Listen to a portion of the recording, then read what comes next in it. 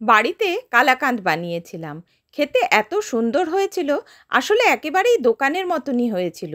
আমি কিন্তু ভাবতে পারিনি যে বাড়িতে এত সুন্দর কালাকাঁদ বানানো যায়। আমার মনে হতো ভালো ভালো মিষ্টিগুলো বুঝি মিষ্টির দোকানেই তৈরি হয়।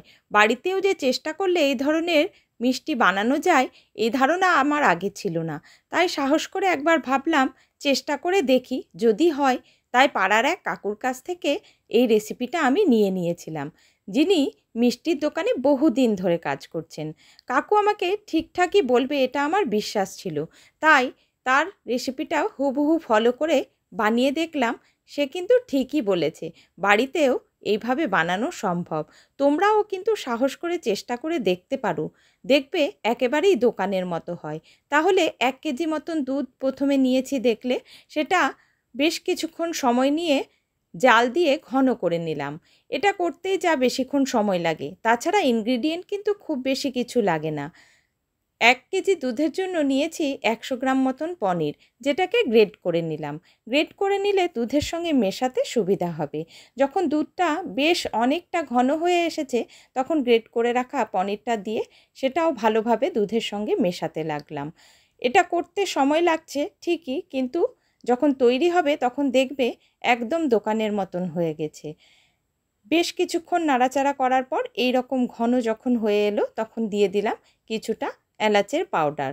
খুব সামান্যই দিয়েছি, আমি বাড়িতেই শিলপাটায় এলাচটাকে গুঁড়ো করে নিয়েছিলাম। সেটাকে ভালোভাবে মিশিয়ে নিলাম। এবার দিচ্ছি চিনি। চিনি এখানে আমি 5 থেকে 6 চামচ মতন দিয়েছি। মিষ্টিটা তোমরা তোমাদের নিজেদের আন্দাজ মতো দিয়ে নিও। কালাকাঁদে কিন্তু খুব বেশি মিষ্টির প্রয়োজন হয় না, একটু কম মিষ্টি হলেই খেতে ভালো লাগে। চিনিটাকে ভালোভাবে মিশিয়ে নিলাম। দেখো কি সুন্দর ঘন হয়ে এসেছে।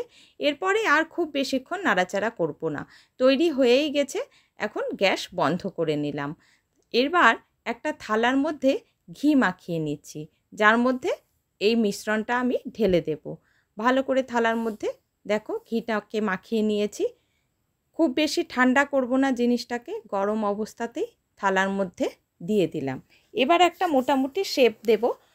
আমি মোটামুটি 1 ইঞ্চি মতন মোটা করে রেখেছি, কেননা খুব বেশি পাতলা হলে কাটার সময় ভেঙে যেতে পারে।